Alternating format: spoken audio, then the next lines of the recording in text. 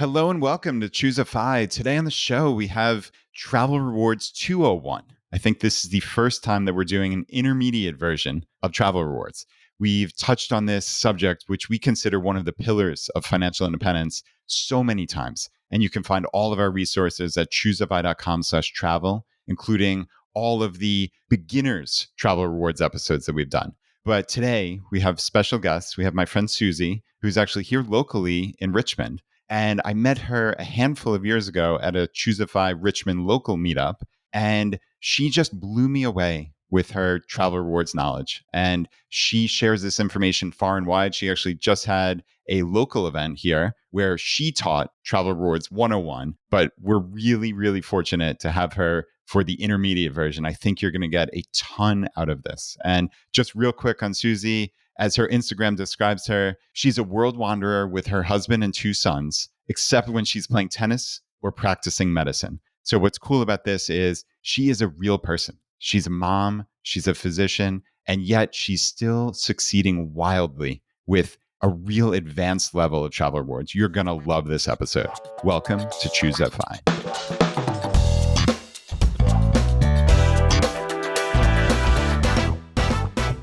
Suzy, welcome to Choose FI. I'm so happy to have you here. Well, thanks for having me, Brad. I hope you're doing quite well. I am doing quite well. Yeah, I'm doing better now that you're here because this is going to be a lot of fun. I was saying to Laura, who knows you, right? My Yes. wife, Laura, that, man, I hope I can do this justice because you just have a wealth of information. And I suspect this might be the first of many of these conversations because it might just frankly be too much to fit into one episode. But let's start with, tell me about your most recent trip, because I think this is going to whet the appetite of a lot of people. You just got back from an amazing trip. Oh, sure. Most recently, I got back from London, and that was to go on a cruise going out of Southampton in the United Kingdom. It was a 50th birthday trip for my sister, and mine is coming up later on this year. Hers was obscured by COVID back in 2020. And then I have a cousin, Kathleen, who I think has emailed you a couple of times because she's a big fan of yours. And she was on the trip too because she turned 50 last year. So anyway, I flew using points going out to London from Dulles Airport. I used hotel nights when we were in London in order to be our touristy self right in the middle of things. And then, of course, we got on the ship. That was a celebrity cruise. It went to Amsterdam. It went to Bruges, Belgium, a 4-day trip, but it was amazing. I mean, good food. That one I didn't pay with points, but I did earn a lot of points by dealing with something called Amex rewards. And that we can get into later. I basically earned more than 37,500 Amex rewards with the payments for that cruise. So, Oh, wow. yeah, that was fun. And then on top of that, before that trip, we can overlap a little bit. We both had spring break at the same time since our kids are in the same school district. And we were in the Bahamas staying at Baha Mar. I think you were right a few miles away over Atlantis. Yeah, we And were. then we came over to Atlantis, I think, on the day that you guys were leaving and went over there and enjoyed the water park too. So anyway, that was a great points and miles trip also. Nice. Yeah, it was a bummer that we didn't meet up. It just didn't overlap perfectly. But tell us about that. So I think the Bahamar, is that at least a portion of that is a Hyatt hotel? I'm not sure if that's what Oh, you yeah. used. There are 3 properties there, and one of the nice things is the Hyatt is a great way to book with points, place at the Baha Mar property in general. So they also have SLS, and then there's one other one there. But for all intents and purposes, we just basically use points to book per night, and we ended up getting 2 rooms. It has its own water park. You know, you get your resort fees waived when you use points when you're at a Hyatt. So what would have been a several $1,000 trip, probably $5,000 or more, ended up being free for the most part, staying there, which was nice. I mean, the food is crazy expensive. So that's the one thing. What you aren't paying in the travel to stay there or to get there. If you use airline points, you're definitely paying in the expensive food that's so inflated. Yeah, and I could echo that certainly with Atlantis. And we use Marriott points to book at the Atlantis. Unfortunately, the resort fees were not waived. So I think with the fees and taxes, it was, don't quote me exactly, but it was like $60 a night. So it wasn't, considering the hotel is pretty expensive, obviously, per night generally. It wasn't terrible, but nevertheless, there was a little bit of fee. But yeah, the food is certainly expensive. We wound up just getting a lot of poolside food here and there. So we actually wound up doing it in a fairly inexpensive manner, but it wasn't that we were just trying to be cheap or frugal. it was just the ease of it was a lot better than we noticed. Certainly at the Atlantis, there were a ton of people flocking to the restaurants. There were hours of wait that we saw. So we just didn't want to deal with that. So we actually wound up doing it fairly inexpensively. But yeah, that was a pretty good trip. We were able to get that on points also with our flights using American miles, which is nice. And I'm guessing that with your Marriott, you probably got the 5th night free because of the way you booked with points? Yeah, we did. And that was actually to Marriott's great credit because when I initially mocked up the award booking, I mocked it up for 4 nights. And Marriott actually gave me basically like an idiot box saying, "Hey, you get a fifth night free, just change it." And it was amazing. Like, again, to their great credit, they gave me an extra night of vacation more or less completely for free because I had forgotten about that. So that was a really nice little extra perk. Oh, that was nice of them. They they're usually known for bonvoying people, which is a derogatory term. If you get bonvoyed, that usually means that Marriott was not so nice to you because they screwed you or didn't follow up on a promise that they were supposed to, but good for them. Yeah, no, I got the opposite of the Bonvoy treatment, so that, that was good. Oh man. So okay, Susie, we have a lot to get to. Where do you think we should start? Again, with Travel Rewards 201. I think that I want to make a distinction because, of course, you and I were cut from the same cloth with this because I think the Travel Rewards 101 is clearly okay. This is all based around credit cards. You're Get the signing up, points, etcetera. right? And it's responsible credit card habits, obviously paying your card off on time and in full every single month. This is the part that I do want to reiterate just because it's so fundamental. Please don't listen to us. Just shut this episode off for and come back in a year or two.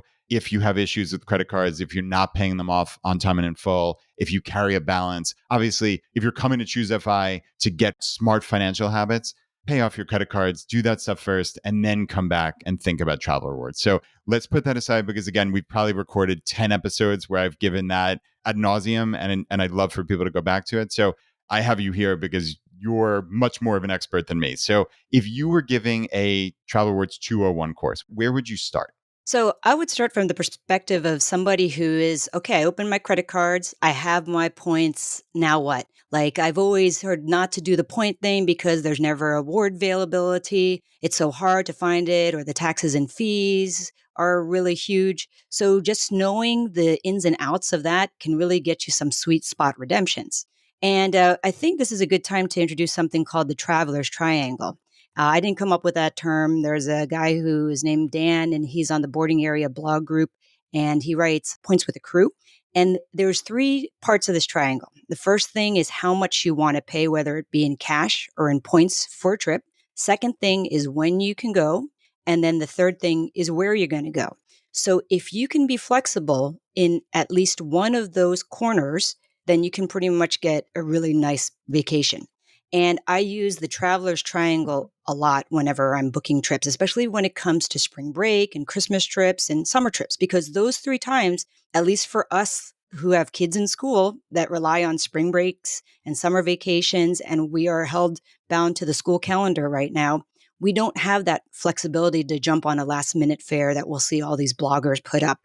It is nice if you do have that flexibility or if you're a digital nomad, but I'm not the case. I have patients scheduled out for a full year out. So I have to know my schedule that far ahead.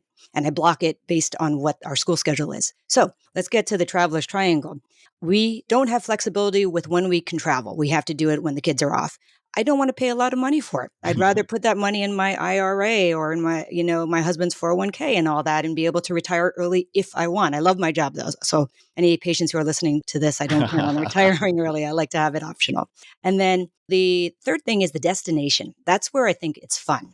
And part of me, I think I have the wanderlust gene because I would love to go pretty much everywhere except maybe a few countries where it would be dangerous to go to right now.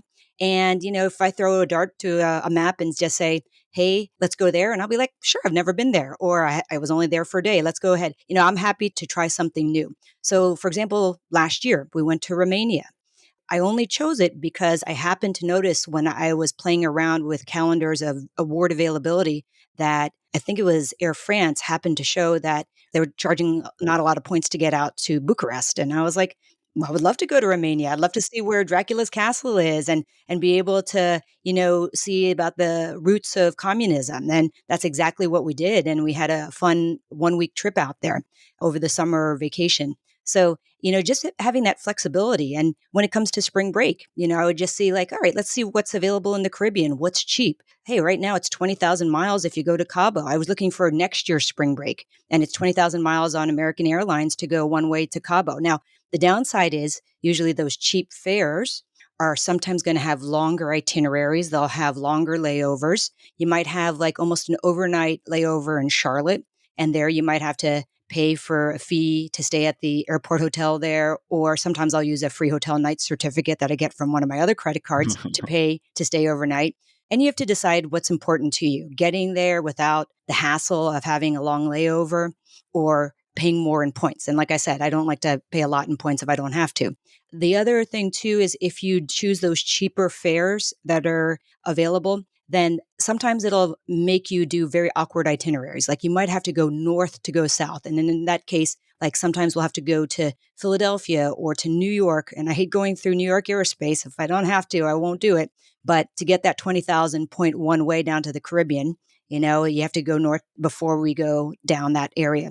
But what's interesting is when you book early, a lot of times, especially things like American Airlines and Delta, they change their itineraries a lot. And most of the time, it ends up being in our favor. They end up giving us a better itinerary than the ones I booked. There was a time last Christmas, we went to Bonaire. One way was 10,000 points coming from Washington, D.C. Actually, no, that was from Richmond, so we didn't even have to go up to D.C. And originally we were supposed to go to Philadelphia and then go south, but then they changed it. We went through Miami and then ended up going straight there. So it was a so much better itinerary by booking early. Another thing I want to bring out about this Traveler's Triangle is you can really take advantage of getting cheap fares by booking early too. Okay, there should be a fourth part of this Traveler's Triangle. They put the booking early. And there's a Yeah. saying in the Points and Miles community, it's book early and book often. So if you book early, specifically 330 days ahead of time, which is when a lot of the American Airlines tend to open their itineraries, you'll have first dibs on the award availability. So if you can do that, that gets you a lot of times some really, really great trips. Wow. Okay. That is an incredible amount of info. So let's slow down because I really want to dial in on a lot of these things because there probably were minimum 10 takeaways in there. First, let's start with that 330 days ahead of time, since that's the most recent thing you brought up. This is great. So, in very broad terms, and obviously every airline is slightly different, but you said most of the American airlines. I know Southwest opens theirs much later than that, but I'm assuming the legacy carriers, the American, United, Delta, are somewhere in the vicinity of 330 days. So if you know that, if you know ahead of time, okay, I'm basically 11 months out, is what that boils down to, then all right, it's going to open. Do you see it? Is it a rolling thing, Susie, where it comes out like literally day by day and you see like, okay, now we're through, let's say, May of 2024, May 5th of 2024, and then tomorrow it'll be May 6th. Like, does it literally happen day by day like that? Yes, it does. And it's funny you say that because I have another fellow travel hacker physician in my group, Angie, and we text each other because, oh, things are about to open for Christmas break. Let's take a look. And right after midnight or after 6 o'clock or whenever the things get released with American Airlines or whichever one she's paying attention to, we're like, up, they're up. The schedules are up. Book it now, and then we'll just compare on text. Oh, she booked like the Bahamas for her Christmas break. And we ended up booking, I think, for my husband and I were going to Buenos Aires after celebrating Christmas with the kids. That's amazing. So, in a case like that, would you book your outbound flight the day that opened and became available, and then 5, 6, 7 days later book your return, or do you generally wait until the return is open as well? I usually will book them when they come available because they can go really, really quickly. Now, there is a downside to that. And this is especially published recently about American. It turns out that if you book a round trip in miles with American, it's sometimes cheaper than booking two one ways.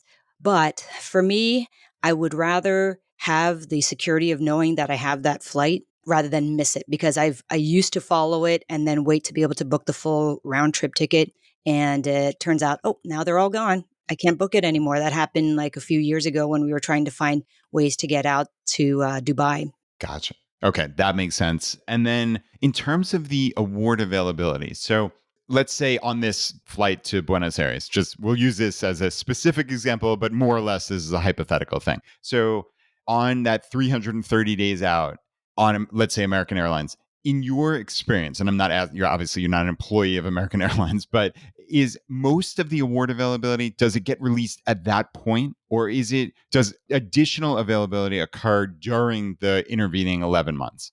It will occur later on, but you can also, some people will use a tool, something called Expert Flyer, to be able to watch for award availability for either US or international airlines. But for me, I already know what I want when I want it. So I just go and take care of it right there and then. Now, that being said, I don't know if my husband's going to be able to get off for the week after Christmas. He's technically scheduled to work.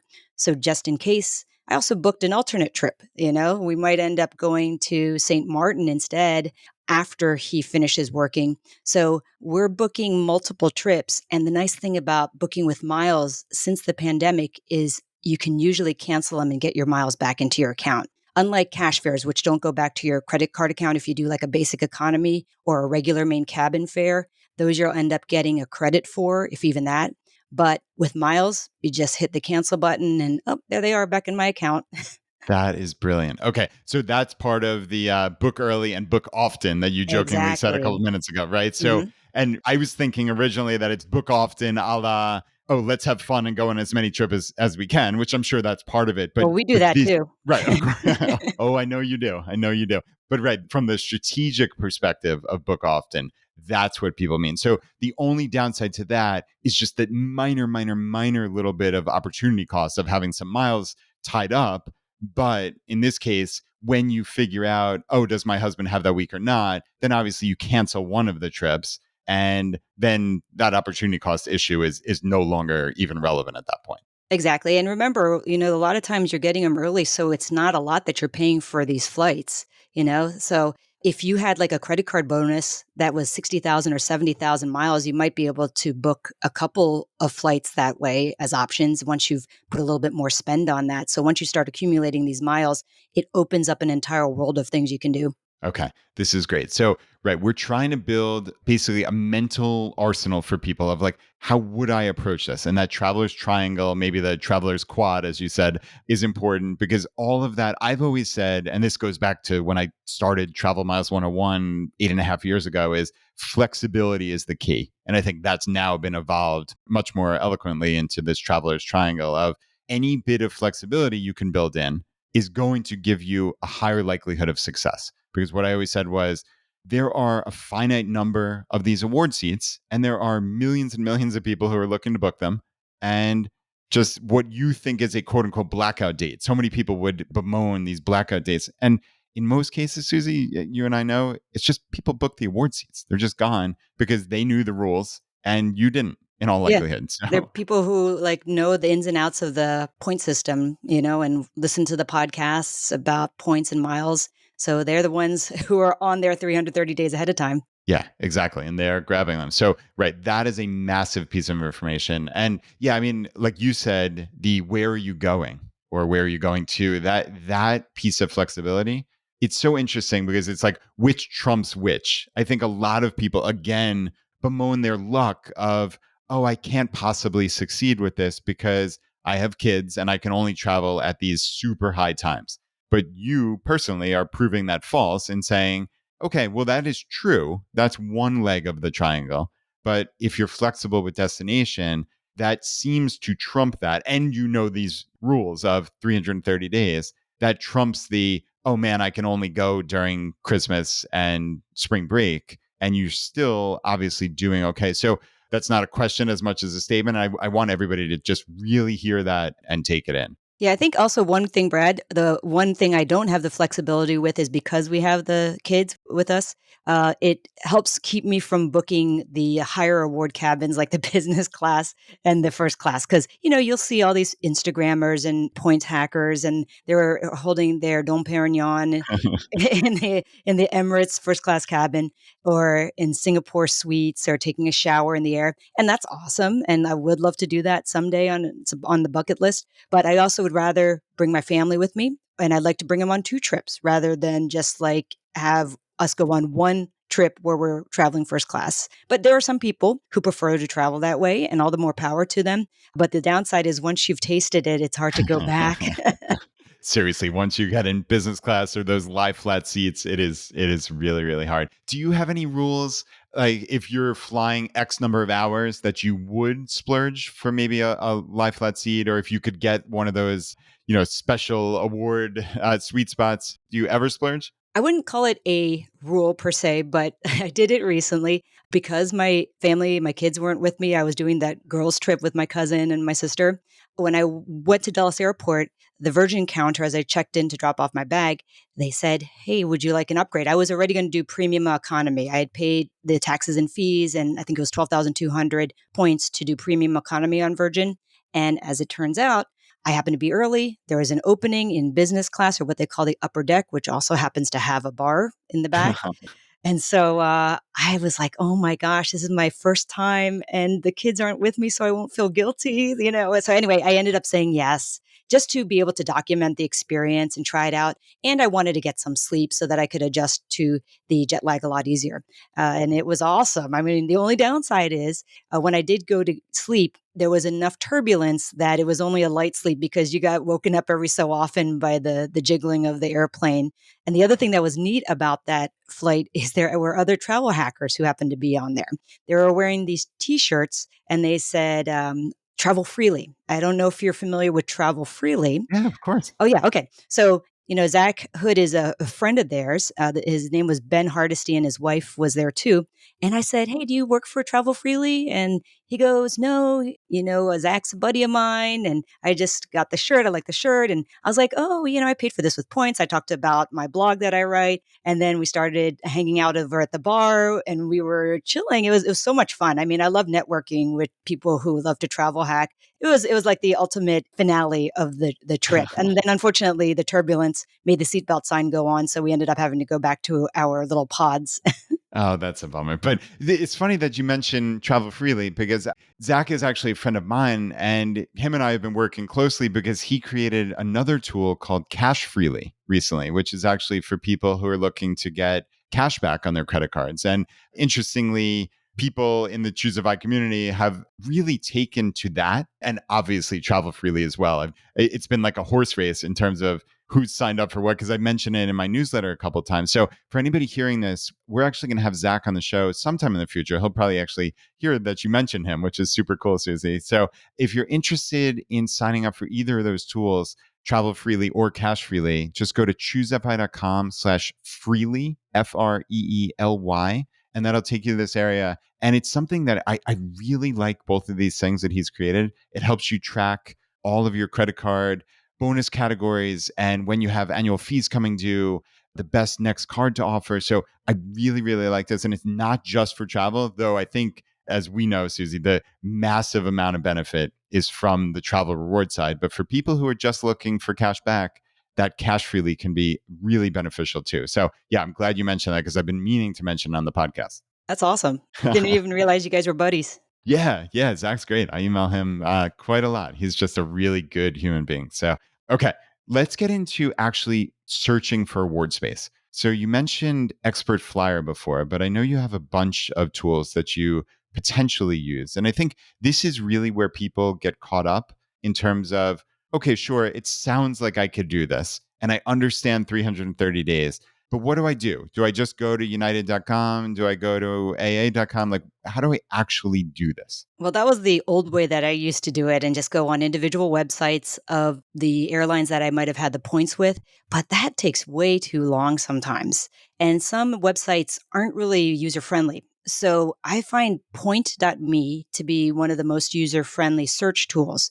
And it's geared for finding award space and telling you exactly how much it is, what's the lowest. But it also will tell you that if you have Chase miles or if you have Citibank miles or if you have Capital One or Built Rewards, all of those are the currencies that will convert to an airline. They'll tell you exactly how much to use. And that's a really, really fine tool. It does take a while to do the search. So I'll often surf Instagram or Facebook or read an article on the newspaper while I'm waiting for the tool to finish. but I use mine all the time to book things. And it saves me, like, I pay I think it's $240 a year annual fee.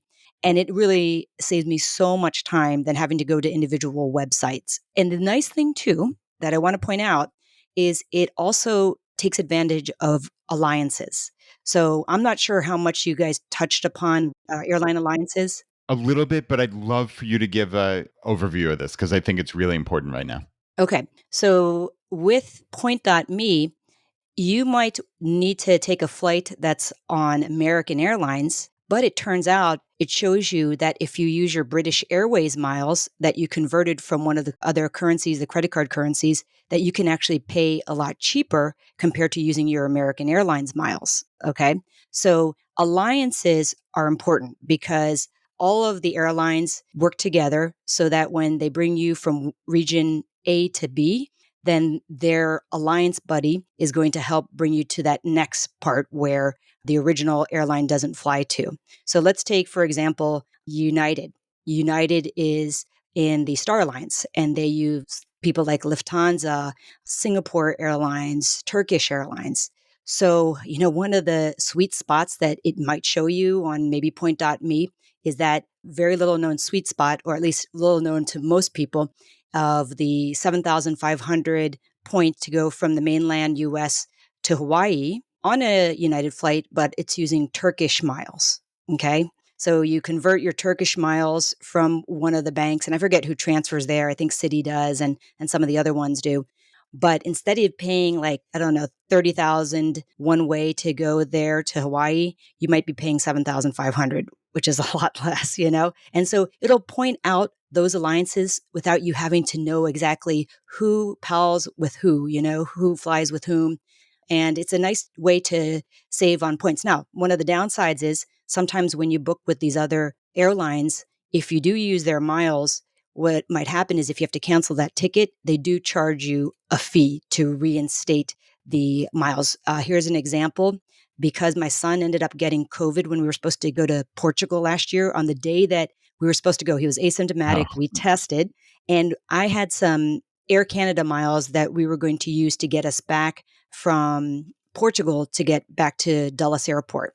We weren't even flying on Air Canada. We were using an alliance at that time, but we ended up having to cancel the trip. And then now we have all these miles stuck in Air Canada. And I did have to pay a fee to reinstate that. Now, fortunately, because I have travel insurance, they reimbursed me for that fee. But there are benefits to using those cheaper people, like using British Airways or using Flying Blue, which is Air France, rather than using your Delta miles. Because Air France, well, for example, when I went to the US Open last year, I think I paid maybe 12,000 Air France miles to go on a Delta flight from Richmond to LaGuardia Airport. And that was cheaper than what the cash price or what the airline price was with the Delta miles instead. oh, that's interesting. Yeah, it's funny because that is one I actually completely forgot about. I recently booked, I'm taking my younger daughter, Molly, on a kind of daddy daughter a weekend trip to New York City in August, which is fantastic. We're using Hyatt points to stay at the Thompson Hotel, which is right near the park and should be amazing. And we're flying on American Airlines using British Airways miles. And it was a great sweet spot. It was 15,000 round trip, which again, because of British Airways and their award chart based on distance, I was able to get that nice little sweet spot. But I had totally forgotten about SkyTeam and Air France miles being able to be used on Delta. So it's funny because I actually ran out of Delta miles recently, Susie, and I would imagine I have access to Air France miles from multiple transfer partners. So that's something I need to look into when we're done with this with this podcast actually. Well, did you search on Point.me or use anything to look for it? No, it's just funny. No. I'm still in the Stone Ages. So I'm Oh, still just going like bit by bit through each of the websites and just using the currencies that I have. Because I mean, frankly, like I have been traveling so infrequently over the last couple of years due to COVID that I think my mind is just like out of it with the optimization on travel rewards. But now that I'm getting back into it, I'm going to have to lean on you a lot more. And hopefully our community can benefit from that. Oh, sure. And actually, I want to tell you, Brad, I'm going to stay at that same Thompson for the first time in July. So I'll give you No some kidding. feedback or things to do. Yeah. I had a United credit that I had to burn that was also left over from COVID. It was the same Portugal trip. So I had to use it or lose it. So I'm just going up and meeting up with an aunt up there. So we're going to stay at that Thompson and enjoy it. And so I'll let you know the secrets of the hotel or if there's any ins and outs or hacks about it. That is Are so you cool. do you have globalist status over there at Hyatt? I don't, unfortunately. No, I have. Oh. We don't. So yeah, I don't get any of the benefits. Well, I was gonna say, I might have globalist status with Hyatt by then, so if you end up wanting to rebook your thing, I might be able to do guest of honor for you, but anyway, Ooh. that's, travel hacking 303, right? Yeah, that's next time. Yeah, what's so cool also, if by some freak chance you have a terrible experience, and this is again not for me. I hope I'm giving this story because again, it's so people have that mental framework for how to approach travel rewards. With a Hyatt hotel, you can just cancel. There are 20 Hyatts or more in Manhattan. If by some chance you had a terrible experience, I could just cancel and book at the Park Hyatt, or that would be a little more in terms of points, or any of the other dozens of places we get the Grand Hyatt in Times Square, etc. It's as simple as just literally clicking to cancel it and then just booking a new one. So that's a really nice thing about hotels is there's no downside. Like you're saying with the airlines as well, I've found you can speculatively book hotels and really again the only downside is that opportunity cost of having some points tied up. But if you have a lot of points, that downside is essentially nil, more or less.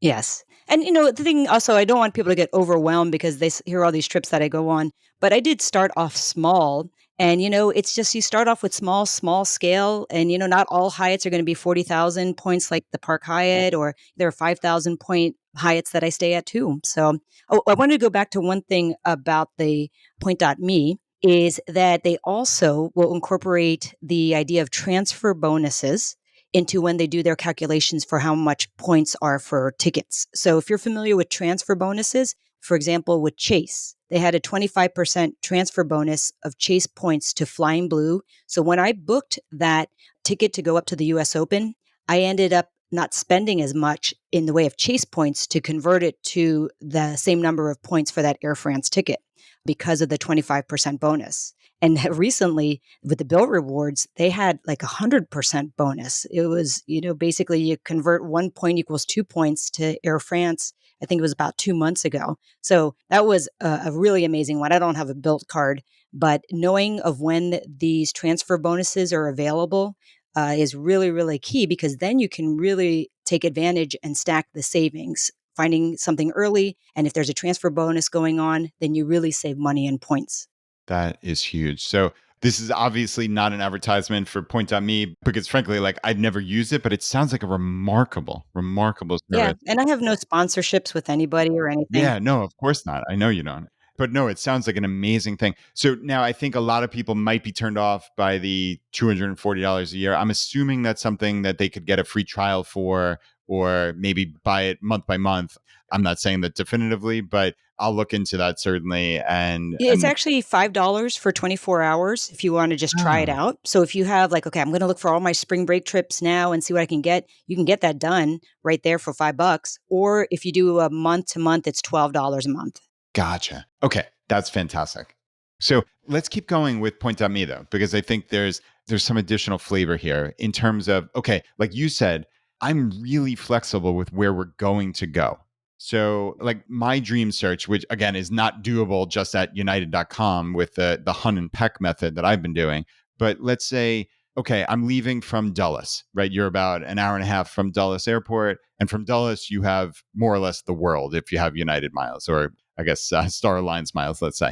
And if you said, okay, I want to go to Europe for Christmas break, is there a way to effectively do that where you're not just saying, like, okay, IAD to LHR, Heathrow, or like do it individual? Can you just say, this is the rough area that I want to go to, and it knows many of the different options? Well, what I would actually do is I would go to Google Flights first and then put a search in for the Christmas dates that you would look at and then go from IAD to Europe. as the destination.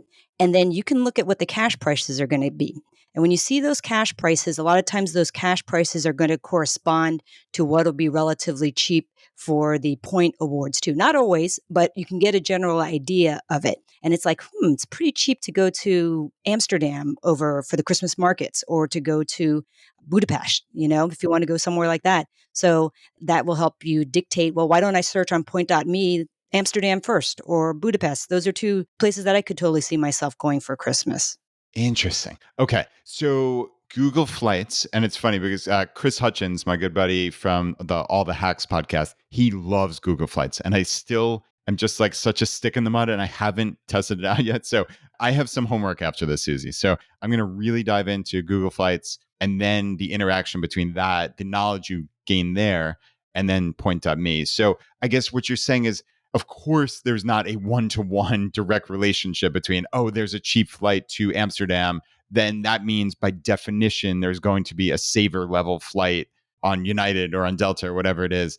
But in general terms, there might be a loose correlation, right? That's what you're saying is like, Yeah. obviously, if you saw a $5,000 round trip in economy to Europe, then you're saying there's a very high likelihood, at least as I'm understanding, that there's not going to be those low level saver award availability. But if you see a super cheap flight just unexpectedly, then there's a higher likelihood there will be saver levels. That's been my observation so far.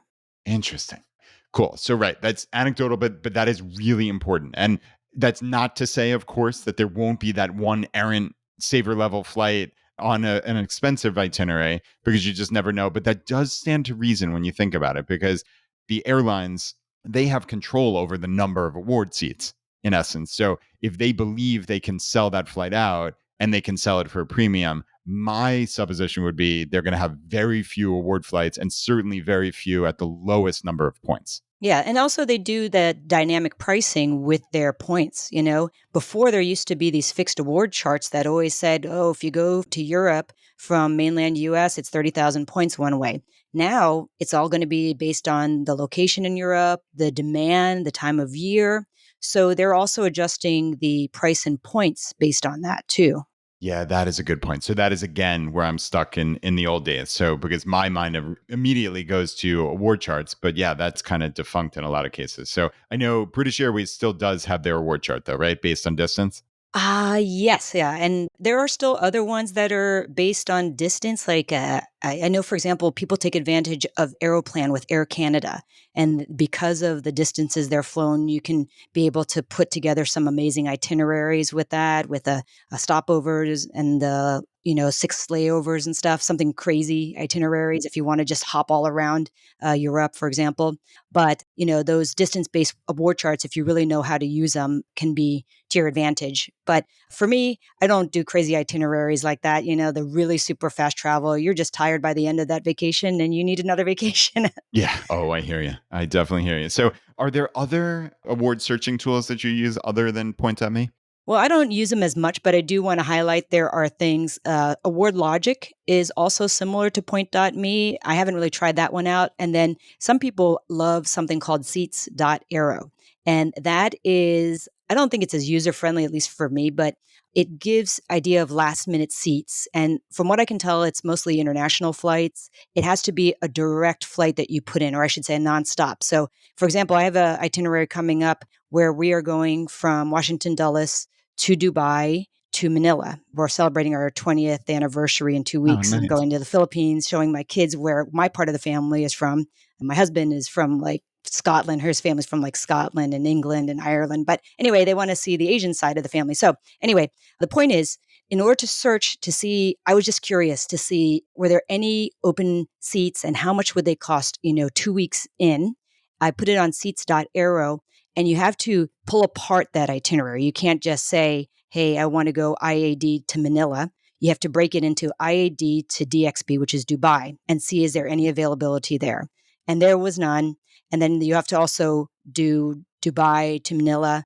And sometimes it'll say that route is not followed. So I haven't had as much luck with it, but some people swear by it. I know that some of the bloggers, they love it and it's their new tool.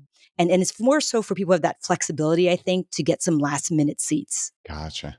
Okay, that's very cool. First, congrats on the upcoming anniversary. That's Oh, thank you. amazing. And second to the audience. So that was seats.aero, A-E-R-O. And we will put all the links and tools we mention in the show notes, which you can always find. I haven't mentioned this in a long time, but you can always find the show notes in your podcast player. If you don't know how to do that, just maybe do a quick Google search or just click on some buttons and usually can find the show notes. Or we've always set it up that you can find it at our website. So just go to choosify.com, and usually the most recent podcast episode is right there, or you just click at the top, click podcast.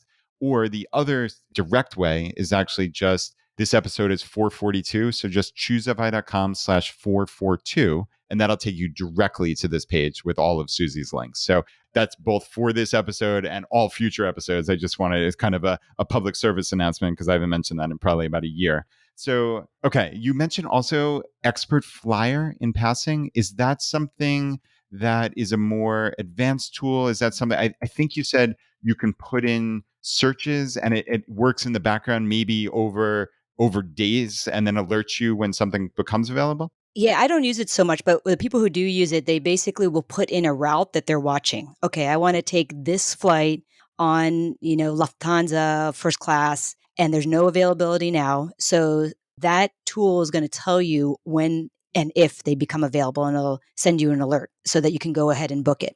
So some people who are super hung up, especially on the premium cabins, because those really good premium cabin redemptions are sometimes hard to find. But when you do get them, it's great. And you're getting like 10 cents per point redemptions or even more than that. But I don't use it as much because, like I said, I just tend to book out so far out that I already have my plans all set. But people who do kind of more last minute, or if they have the patience to wait to see if it comes available. But remember that I'm also looking for 4 people. It's not always easy to find 4 open seats. You might have 1 seat, and a lot of these bloggers and digital nomads can capture that 1 seat. But when you have a family of 4, you can't always do that. Now, and one thing I do want to point out too for family travelers, just as a little aside, is that Air France and KLM, they're the ones who make a Flying Blue. They often have really good award availability for families at decent prices. Now, they might have higher taxes and fees because of the airports you have to go through, but I do find a lot of my awards going to Europe, going to Croatia when we went 2 years ago. It was really, really nice to be able to have that availability. So anyway, that was a little aside for family Yeah. travelers. No, that's really important because I think there are a lot of families that are listening and trying to figure out how can I do this in my own life. And I guess my follow-up question for, let's say, this 4 award seats. So has there been an example where you were only able to get, let's say, 2 or 3 award seats, but you actually decided to book them and then book the other 1 or 2 with cash? Or is that just like so complex that it's a non-starter? I haven't done it that way, but what I have done is sometimes they'll only have like 2 award seats at this level of 20,000 points, and then the rest of them are now 23,000 points. So I have split up our itineraries so that I am on a ticket with one son, and my husband is on a ticket with another son, and we end up saving the extra 6,000 points, by splitting the itineraries. But I haven't had to divide our family up and pay cash for one and put the other 3 on a points, not yet. I mean, I could do it, and the only reason I would ever do it is if there was some awesome like Amex offer, like pay $200 on JetBlue, get $80 off or something like that, and take advantage of that, and then put the rest of us on points. Yeah, so that's great actually, because that actually paints the picture of okay, if I book far enough in advance and if I'm flexible enough, even you in this scenario can get 4 award seats pretty much every single time you try, which is actually an amazing takeaway that I think you're not even probably don't realize you should give yourself way more credit for that than you otherwise would have, because I think a lot of people just say, "Oh, I have a family of 4, I have a family of 5, I can't do this." And I guess you're saying if you have that built-in flexibility, you certainly can do this and you're the proof of it. Yeah, and one of the things I often will do when I'm using point.me is first search for just one person to see what the lowest amount of points are for a certain itinerary, and then I'll put it in for 4 and see if that lowest points change. Because if so, that means that there are only yay many number of award tickets. They don't have 4 that are going to be at that cheapest price point, and then that's when I split my itinerary. Such an important piece of clarification because actually I was a little bit confused but didn't ask the follow-up question. So that is the scenario where in your hypothetical there may be 2 at 20,000 and 2 at 23,000. If you booked all 4 of them on one, it sounds as if they would give you all 4 at 23. Correct. But if you split it and did 2, you'd get those 2 at the 20 and then you'd get the other 2 at 23, thus saving the 6,000. Exactly. That is huge. So you mock that up on point.me, 1 seat, then 2 seats, then, or I guess you would go from 1 to 4. And if there was a difference, then you realize, oh, it's somewhere in between. I need to figure that out. Yep, exactly. That's super cool. Now, some people won't care about that extra 6,000 points, but for me, sometimes 6,000 points can get you somewhere. Yeah, seriously. I mean, especially if it's not too onerous to split it up into 2. I guess there's some slight downside that I guess somebody could book them and it could go up. But you're doing this almost simultaneously. So the likelihood of that is pretty slim, right? Yeah, it's just an extra 3 minutes to do the second search. Nice. Yeah, that seems well worth it. So, okay, in terms of how to book, so now we've talked about how to find the award booking. Now, you use point.me. So you find the availability. And now I'm guessing you don't book it through there. You would then go to the airline. And if you don't have the points there and you had to make a transfer from Ultimate Rewards or Membership Rewards or Ventures or City Thank You Points, you'd make the transfer then and then book it. Like, talk me through the process of, okay, I found award availability. What do I do next to actually book this? So the next very important thing is to make sure that you go and see that that particular airline does have it on its website. Okay. So it might show that United has an availability to go to Europe for 40,000 one way. They unfortunately just increased their prices to go to Europe. But in any event, you go and check on United's site and make sure that it's there and it's not phantom space. There's something called phantom award availability. And now you verified on the website that there is availability and you have enough seats. So once you do that, you get into your credit card account, or if you already have the miles in United, then you go ahead and book it. And I always will book, with the website that I have the miles in. If I'm ever paying cash, one thing is I always also book directly with the airline. I never, ever, or rarely ever book through any online travel agencies. Okay. So no Kayak or Travelocity. If you can avoid it, you go directly to the airline. Yeah, it's there's only one occasion where I'll use an online travel agency, and that's when I have to use my Capital One Visa. It's the Venture X gives a $300 travel credit, but you have to use it through their travel portal. But everything else, I always book directly with the airlines because people will find out if you're booking directly with the airlines, if there's something that needs to be changed or your flight gets canceled, it's so much easier to deal with it than to have to go through the online travel agency. Agreed. Totally agreed. And it's funny, I actually just booked through Capital One because I have that Venture X card as well, which I love. And yeah, I booked another flight to New York City. Actually, I've been up there a couple times recently. I did a very spontaneous trip to see Bono from U2 in concert, actually in Nice. May, which is super cool. So yeah, I was able to. I realized that $300 was it wasn't going to expire because I was aware of it, but the months were running short, so it was the perfect opportunity to just book that, and it's a regular travel search in essence. So yeah, it was super simple. Booked it through Delta, and I was good to go. And Suzy, I'm curious in the actual booking, because again, I think this is where people get bogged down. So they found this award availability, they understand they have to go to the airline.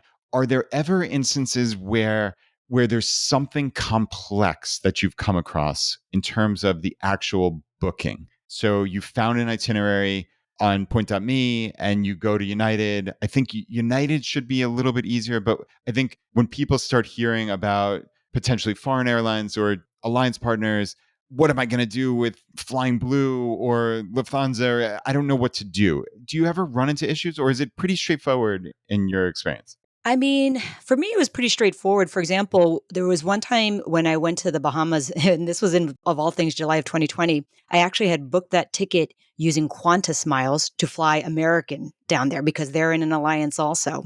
And I had found that with what was the predecessor of Point.me, it was called Juicy Miles at the time, and then they converted it to Point.me. But in any event, I had to open a Qantas account, and I hadn't done that. And there are some airlines that make sure that you have to be open for a certain amount of time before you can transfer miles into them from a credit card. So one of the things I would recommend for people is if you ever think you might use British Airways or Flying Blue or anything, just start opening your frequent flyer accounts with them now. So you have already an established relationship with them. I had no problem at all with that transfer. It was pretty instantaneous, and it was a pretty quick account that I had just opened either that day or the day before. But I got down to, of all things, during the middle of COVID, my family and I ended up going on a Bahamas scuba vacation. And we were only there for a few days because then they were closing the Bahamas and there were no flights that were going to be coming in to take us back out. So we had to cut our vacation short for 3 days. But of all things, I used Qantas miles. I Huh. didn't fly to Australia. I didn't use Qantas airplanes, but I took advantage of the alliance, and it was a lot cheaper than using American miles. That's amazing. Yeah, there's just so many, and I suspect people A are learning a ton from this episode, but B, even though we're trying to make this as simple as possible, it's a little bit head spinning sometimes, especially for people just getting into this, wondering if they can do it. And I think you and I would both say you can do this. You really, really can. It's not as complex as it sounds. There's a lot of nuance, but in this day and age of, like you said, all these websites, you're a Google search away, you're a podcast listen away. There's a ton of information. So, as long as you understand the steps, I think you can very easily find out the individual pieces of knowledge. Because even something like that British Airways flight that I just mentioned. So, I use British Airways miles to book on American Airlines from Richmond to New York City, the simplest itinerary of all time, right? And what I realized was, okay, I booked this with obviously British Airways Avios miles. How do I get it linked up into my American account so that they know my global entry number, my TSA pre, all that kind of stuff? And I just did some quick Google searches on, oh, here's how you do it. And I think it was actually something bizarre. It was through another travel partner like Norwegian or Swiss Air, something crazy. And I was able to just do two little steps. I suspect there was an easier way, but it was simple because I just knew what to ask Google in order to link it up. And that was it. And this was, even for me, I had a little bit of that moment where I was like, oh man, what do I do? What do I do? And then I just quickly took a breath and said, I just Google searched like always. So this is really, really simple. Yeah, and what I usually do in that situation when I use, British Airways to book American, which we do, we have a couple of trips down to Florida that is on gonna be British Airways miles to go on American, but what I do is I just call British Airways, I ask them what the confirmation number is with American, and then I have American add it to my account. So the nice thing is now you see it in your account. If there's any changes, you get the emails from American in addition to British Airways. Plus, if you have status, the beauty of the status is you might get that upgrade too. Yeah. And that was exactly why I wanted it to show up in my American account. And ideally, I wanted to avoid a call to British Airways. So that's why I did find that end around to do it online, which is pretty cool. If I can dig up that article that I found, I'll put it in the show notes, but that's probably unlikely at this point. But now you probably would never do this, but there are these award booking services, and some of them are pretty expensive. I know a good friend of mine who has his own website called Boundless Miles. His name is Dominic, and he actually writes a whole bunch of articles for me at travelmiles101.com.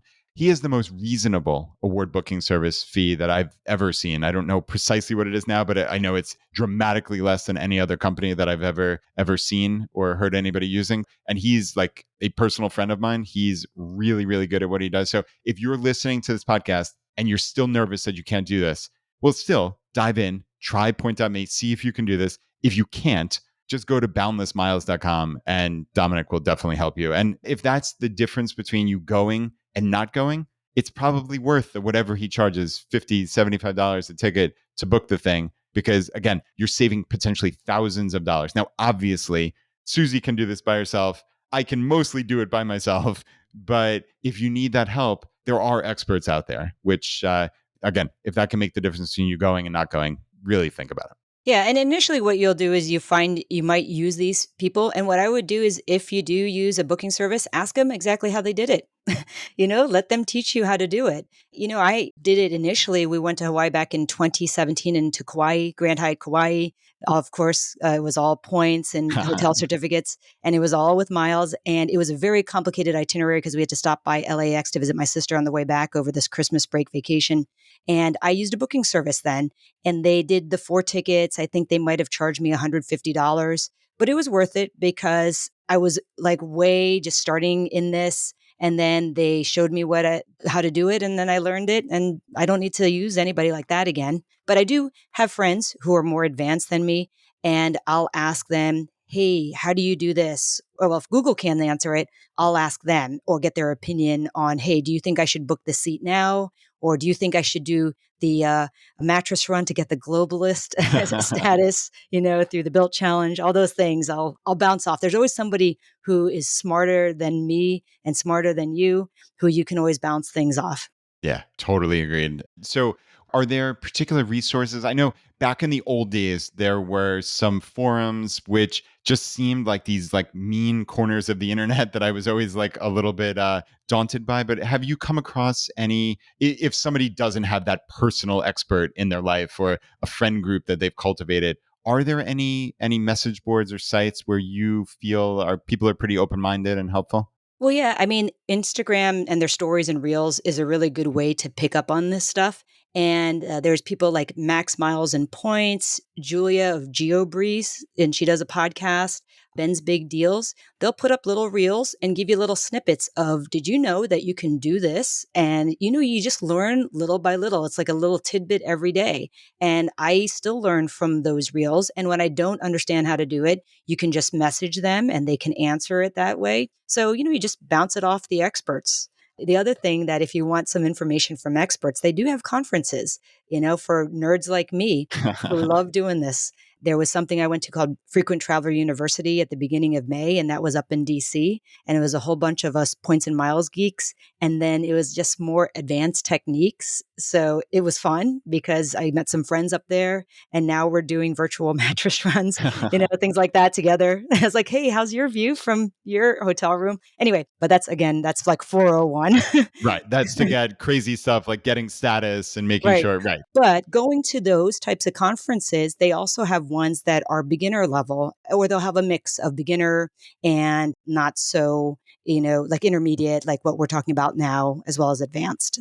Yeah, that's great. I love the concept of just getting these little snippets of background knowledge and you just piece it together. I mean, that essentially is what we say here at ChooseFI for learning anything or taking action. It's that little 1% at a time. And with travel rewards, when you have 20, 50, 100 of these little tips, well, then all of a sudden, especially once you listen to a show like this and our more beginner episodes, you have that mental framework for, okay, now I can succeed at this. Now I feel confident. Now I know I can do this. So I think that's wonderful. I'm curious. So you mentioned a bunch of those reels podcasts. I know you listen to a bunch of travel rewards podcasts. Are there just a couple that you could recommend?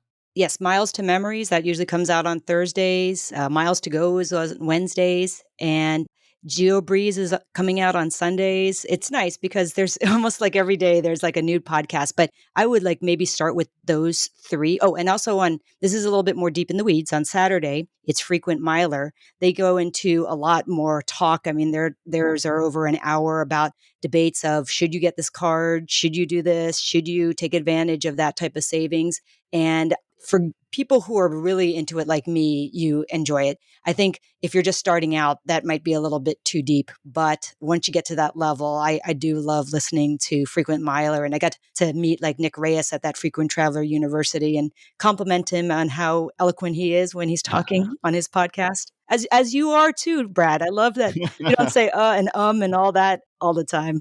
I try. It's Well, you 600 succeed. episodes. Well, thank you for the compliment. I appreciate it. I guess I'm curious. How do you know? Because I think this is something people are also just worried about in the background is how do you know if you're getting a quote unquote good deal or if something rises to the level of, okay, I'm actually going to book this. This makes sense for me to use my hard earned points on. Is there some heuristic or rule of thumb that you use? Well, I use one for me, but I would use a different rule for people who are beginning. I would book the deal that makes you happy. Okay. So that when you're just starting, book the deal that makes you happy. Now, just as a general framework, if you have the Chase Sapphire Preferred, which if you ended up cashing in those points through their travel portal, you'll get 1.25 cents per point, right? Or if you have the Chase Sapphire Reserve, it gives you 1.5 cents per point. So you want to at least maybe, if you have any of those two cards, get more than 1.25 cents per point or 1.5 cents per point. And the way you calculate that is you see how much they're charging for the regular fare. So let's say, for instance, going to Paris from Dulles is $500. That's actually kind of cheap, but $500.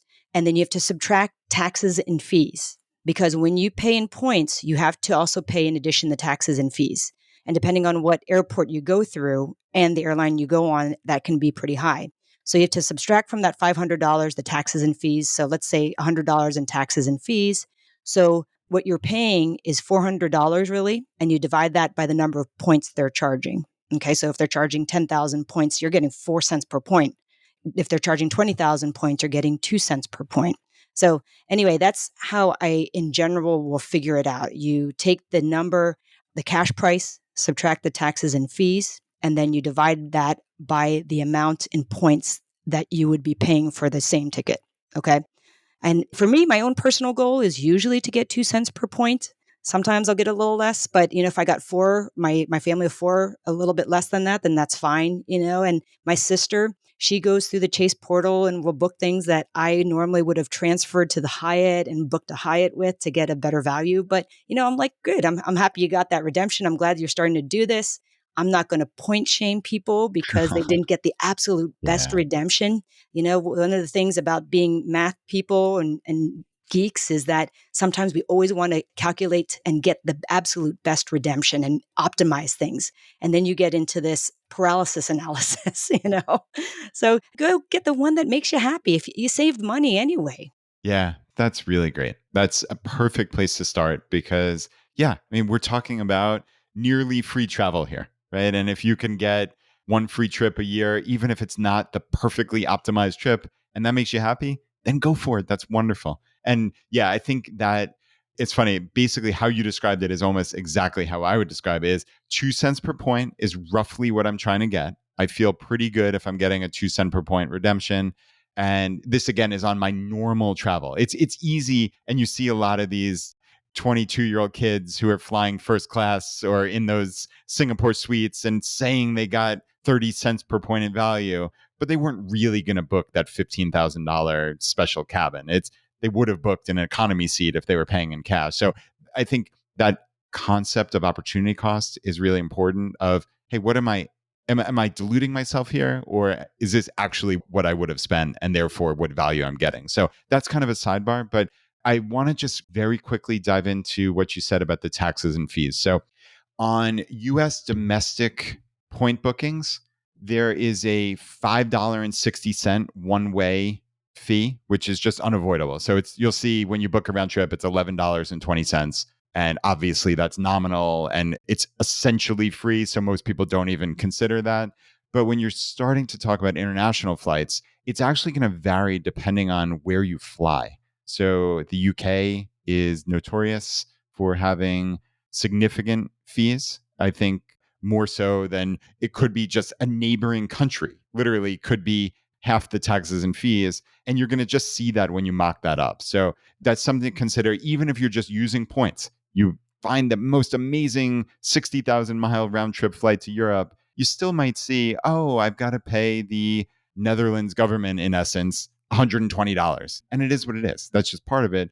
But like you said, you're not actually getting that value when you really think about it from all those points, because if the flight would have cost $800 in cash, that includes those fees. So you're only getting the difference between the 800 and the 120 that you're spending out of pocket by using miles. So in that case, we're talking a value of $680 for, let's say, 60,000 miles, which is just a little bit over, I guess, 1.1 cents per point. So in that case, you and I would both say, oh, if you're going to do that, just mock that up through the Chase travel portal and use your points that way, and you're going to get more value. I think both of us would probably, hopefully, look to get a slightly better value, but that would be, I think, at least the mental framework of how you'd approach that. Does that sound roughly accurate? Yeah, and there's some people that in general you just want to avoid because they're notorious for tacking on taxes and fees. Like going to Britain on British Airways is always going to be high because they're going to typically go through London Heathrow Airport if you're coming from the US,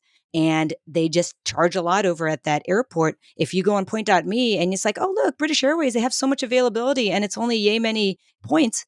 But look at the taxes and fees. You're paying $600 for taxes and fees. Well, that's not really that great. So there are other things like ANA, I think they charge taxes and fees, but a lot of American airlines, they don't. So you just have to be aware of those so you can get your best value for what you're redeeming. All right, Susie, this has been incredible. I think the last place we want to leave for this episode, and we are definitely doing at least a part two, and I suspect there will be a part 3 and 4 at some point in the not too distant future, because you gave me a 4-page outline that is chock full of info, and we got to maybe 1 page of it. But let's talk a little bit about hotels. So, no, I think we did a reasonably good job already of talking about Hyatt and how there's significant value. We mentioned Marriott and the fifth night free. And I think you and I both like hotels in the sense that, okay, there are still, at least for some of the hotel chains, there are still award charts. So you can find those really cool values. Like I always say the Berkshire Hathaway event in Omaha, Nebraska, when the Hyatt, instead of being $89 for a night and still costing whatever it is, 5,000 or 8,000 points a night, it would have cost you $800 a night for that weekend in May, but it's still the same amount of points because of that award chart, which I think is really phenomenal. Yeah, and I always use these ridiculous examples of, hey, if the Super Bowl's in town, it's still the same number of points. If the Pope's in town, still the same number of points. It doesn't matter because there's an award chart. So that's the background on hotel. But is there any additional flavor maybe on some of the free night certificates or things like that that you wanted to leave us with? Oh, absolutely. One of the things about having multiple credit cards once you open them is if you have the hotel credit cards, a lot of them come with that free hotel night. And it might be something as simple as up to 35,000 points for a one night, or it could be even something that comes with the Ritz Carlton card, which is up to 85,000 points per night. So if you can find places that are either in high demand or it's high season, and you might not be paying that amount in cash or ever stay there otherwise, you can get such a great deal. I'll give you an example. When I was in London, when we arrived, I stayed over at this autograph collection. It was called the Bankside Hotel, and it was on the South Bank of the Thames. And it's number 9 on TripAdvisor out of over 200 hotels in London. So very, very nice Marriott hotel, and it definitely lived up to its reputation.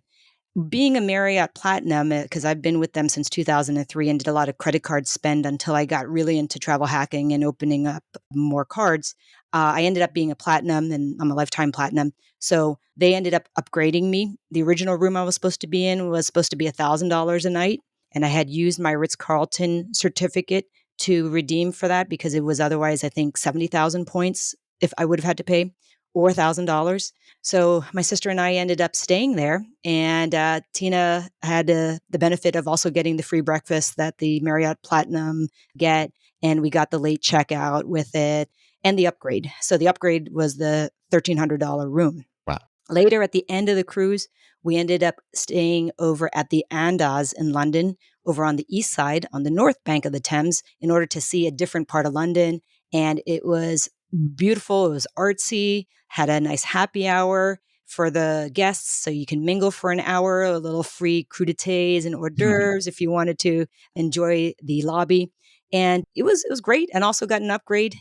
Since I have the Hyatt status, I'm a explorist right now, working on the way to globalist. But that was with points. I apologize. That wasn't a free hotel night certificate, but I do have a credit card with Hyatt that I definitely use to book amazing Hyatt redemptions. Here's one example coming up in when I go to Buenos Aires, we have to be in Miami on the way back, and we're going to be staying at one of the Hyatt houses there. And I was able to get something that normally is $356 a night using my free hotel certificate. And it only cost me, I think, $95 for that World of Hyatt visa. But because it's around Christmas and a lot of people are traveling, then I got a good redemption there. So you can find little sweet spots when you're like padding times where you might just need one day before a cruise, or you're just going to be in a city for a day or two. Or if you have that free hotel certificate and you have points, then you can book some consecutive nights, or you can do the 2-player mode thing. You have a credit card for the World of Hyatt or with Marriott, and your husband or your wife has it too, and you both use it and ask to just link the reservations so that you can get back-to-back nights. Definitely saves a ton of money. I mean, I saved over $3,000 with our London 3 nights, all of it for free. Wow, that's incredible. Yeah, you can definitely find some real amazing sweet spot rewards, I guess, just using those certificates. I know. So everybody at this point, I'm sure, is tired of hearing me give this example, but I've mentioned now twice in the last 6 weeks that I'm still contemplating taking my daughter to the Taylor Swift concert in Pittsburgh. So I actually didn't give the full story in that I found this Hyatt place right next to the Pittsburgh Stadium.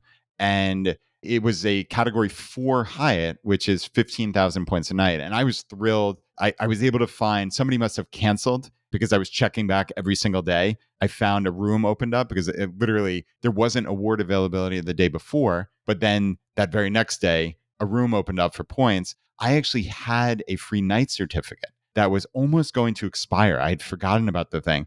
And because that free night certificate is category 1 through 4, this was the absolute top end in terms of categories I could use it. And because the Taylor Swift concert was there, it was six, $700 or $800 a night. So I used a nearly expired free night certificate on a category 4, which is the best as it is, for a room that would have been $800 in cash. That was the best redemption Oh, I've ever that is I've ever amazing. That's amazing. gotten. Good for you. What was the Yes. cents? Did you calculate the cents per point on that one?